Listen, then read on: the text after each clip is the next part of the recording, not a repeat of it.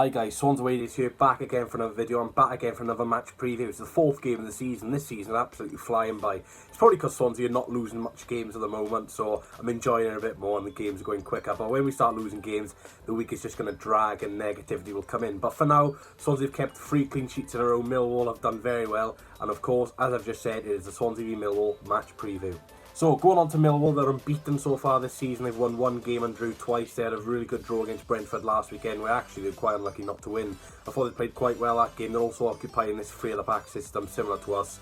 So it's going to be a very tactical game tomorrow afternoon, I think. I think both teams obviously will continue this 3 at the back system, with obviously the wing backs, obviously the full backs. So whoever can get their wing backs the highest will have more opportunities. Fingers crossed it's us because of the home team. But again, with the one positive with this 3 at the back system team is you can just counter-attack a lot. So if we give too much space to Millwall or we just lose the ball in a very dangerous area, then they will counter-attack. And this is the phenomenon of this 3 at the back system. You can really counter-attack teams very well. And I think Millwall could do that tomorrow. Good players, Millwall. They've got Bilakowski in goal, obviously former Ipswich Town keeper, scored an own goal against us last season, of course. But no, he's a very good championship experienced goalkeeper. I really like the defence. Hutchison, Cooper, Wallace, really good defence, really strong defence, all pretty tall, all physical. And, you know, they'll be very dangerous from set pieces tomorrow. And, you know, our team's not the tallest. We've got some very short players in our team. But we do have some, you know, medium players like Ayew, who's very good in the air. So we do not want to give away a lot of set pieces, a lot of free kicks. We didn't give too many set pieces away against Wycombe last weekend. And when Wycombe did have a set piece, they were really poor. But Millwall have a lot more quality than Wycombe. The likes of Jed Wallace on the pitch. They've got Bodvarsson up front. They've got Mason Bennett, who can score goals as well. So they've got some decent attacking options. And, you know, especially with Bodvarsson on the back three, if they can get a good ball in from Jed Wallace, who we know is capable of a good corner or a free kick, then I can see Millwall scoring a few, potentially, if we don't defend properly. Realistically, we have defended properly in the last 3 games. We've not conceded, we've not given away too many chances. We've been on top of most games, really. Against Birmingham, Wycombe, we were on top. Preston, we were on top as well. So, realistically, there's been no team which actually has come at us so far. Birmingham sat back, Wycombe sat back. Preston didn't have the attacking options to really attack us. So, you know, I've been positive so far. 7 points from 9, really impressive start.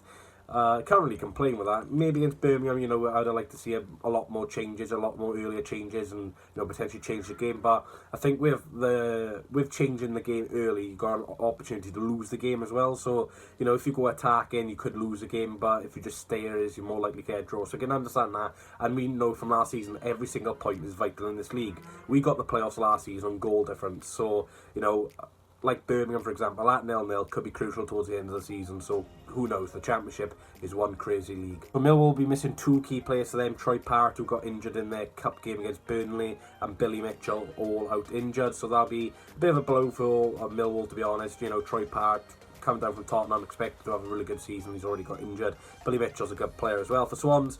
As always, John Garrick and George Byers are still out injured, and also it looks like Jan Dander will not be featuring on the bench or in the starting 11 as well. He has picked up an illness. It's not coronavirus, thankfully, but it's just a little sickness bug. So obviously with, you know, the coronavirus pandemic and, you know, the risks and stuff, he can't really, you know, be in training at the moment. So Jan Dander's likely to miss out as well, which could be a bit of a worry, really. You know, Millwall, they're quite resolute in defence, quite strong, and, you know, a player like Jan Dander, as we've seen at the Den, you know, he played a lot of good balls, and, you know, he created a lot of space. So that'll be a little bit of a miss, really, coming off the bench and maybe creating a few chances. Swansea, and against Wycombe last week, I thought Morgan Gibbs-White was absolutely excellent again. Really good Morgan Gibbs-White. Been really impressed with him. Against Newport, I was thinking, I'm not too sure about him, but again, I had to give him time, and realistically, he's done very well. He's created a lot of chances. Similar to Conor Gallagher, really, but I think he shoots a lot more than Gallagher. Gallagher was a bit, you know, versatile to shoot and wasn't that, you know, wasn't shooting enough, really, for his potential. But I think Gibbs-White is a very good player, and, you know, we're seeing the best of him, and realistically, he can be one of the best midfielders in this league if he can keep up this form.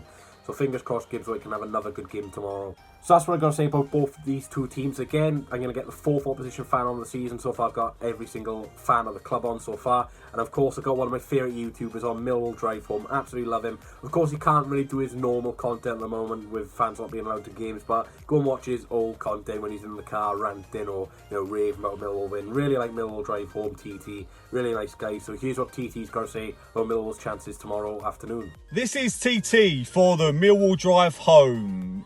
With a little bit of a season review, a mini season review. Thank you, Reece, for inviting me onto your channel. 3 games in so far, 5 points for the Lions, which is a decent return.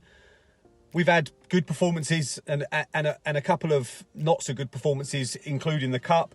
You know, we started off with a 0-0 draw, a bit of a dour draw at home to Stoke.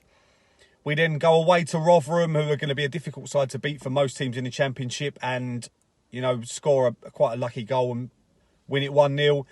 And then last out, we had a Brentford at home, who obviously Brentford are going to be one of the better teams in the Championship. We take the lead with one of the best work goals I've seen Mill score for a long time, and then concede a penalty through Diving Tony, the new diving sensation in the Championship. So be sure to check him out when he turns up in Swansea. But, you know, we draw that game 1-1. Overall had the better chances against the decent side. So 5 points from 3 games from the Lions, which is a decent return. You're looking at the signings that we've made.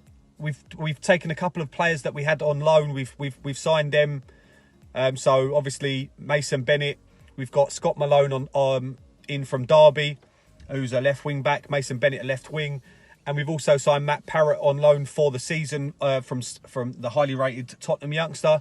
However, he's been injured for most of the time, so we're definitely going to have to get in somebody else to back up Matt Smith, who's our only goal-scoring striker at the moment. You know, the other strikers in the team, Tom Bradshaw and John Daddy Budfarston, just not scoring goals. So we really need to strengthen there. If I look at the game ahead against Swansea, we're likely to play the same formation, 5-3-2.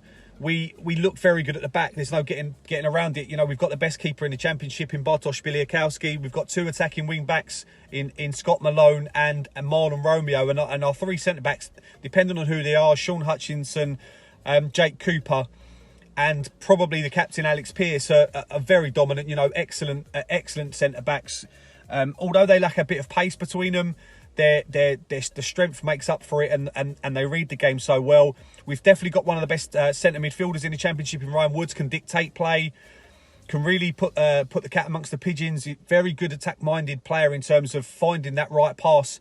And I think that on any given Saturday, you know, our front three could be a danger to anybody. With Mason Bennett at the left wing, if he's up for it, very physical, very quick. You've got Jed Wallace, who's one of the best players in the Championship. Everybody knows about Jed Wallace. Assists, obviously scored an absolute banging free kick last season in Swansea. And then we've got Matt Smith up front, who hasn't started enough actually in the league. If he does start, he'll be a danger for any team. You know, so physical, so strong in the air, links up the play with the midfield really well. Obviously, we've had Ryan Leonard and Ryan Woods playing in the midfield, and they, like I said, they really can dictate games. It's going to be a tough game against a strong Swansea team who have started the season very well.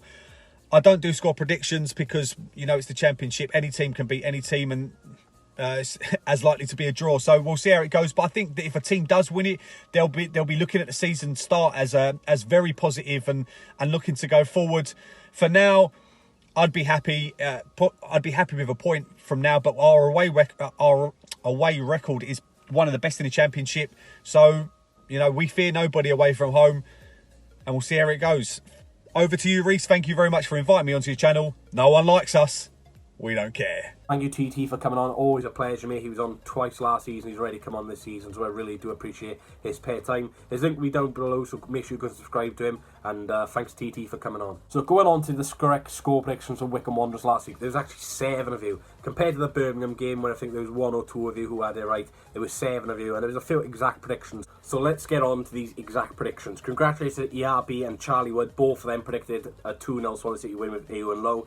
And also a shout out to Crazy Skills, Kerry Buckley, Cardiff a Crap, love that name, Joshua Corbett and Jacob23. All of you predicted a 2-0. And big shout out to ERB and Charlie Wood, who also predicted Ewan Lowe to score. Well done, lads. I'll show you in the next video. Get your score predictions in down below for this Millwall game, and you will be featured on the Huddersfield preview, which will be after the international break. Obviously, after this game, the international break will happen, which, you know, will be a bit of a worry considering there's a lot of our defenders going. Cabango, Rodon, Mark Geehee, Connor Roberts. There's a lot of our defenders going, so fingers crossed they do not get injured.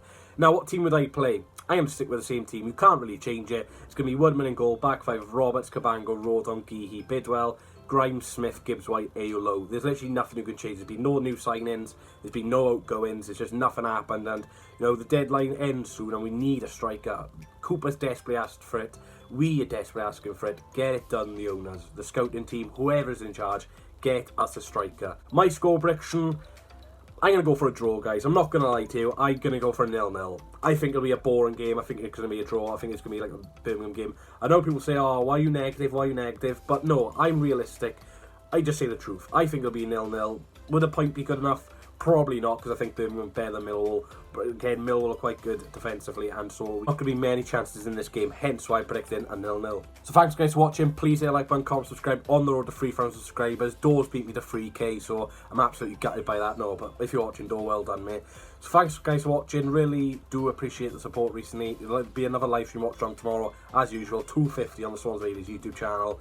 Fingers crossed it's a good game. No, I'm not predicting a good game, but fingers crossed it's like a thriller, 5-4 Swans or something like that. But as long as Swansea win, I do not care the score or the performance. So thanks for watching, and I'll see you guys in the watch along tomorrow. Also, thanks to TT for coming.